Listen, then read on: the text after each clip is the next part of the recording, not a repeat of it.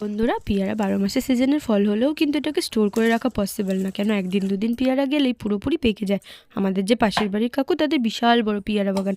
দুদিনের জন্য বাইরে বেড়াতে গেছিলো বলে পেয়ারাগুলো গাছেই সব পেকে গেছিলো, যেটা কিনা বিক্রি করাও পসিবল নয়। পাকা পেয়ারা কেন কি কেউ খেতেও পছন্দ করে না, কেউ কেনেও না।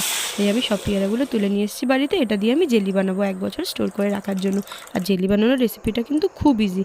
এই যে দেখছো, আমি পালটা কিন্তু ছেঁকে নিয়ে জাস্ট জল আর যে বাদবাকি পেয়ারাগুলো ছিল ওটাই দিয়েছিলাম ব্রাউন সুগার আর কর্নফ্লাওয়ার। তোমরাও যদি বাড়িতে বানো এই কটা ইনগ্রিডিয়েন্টস দিলে কিন্তু হয়ে যাবে।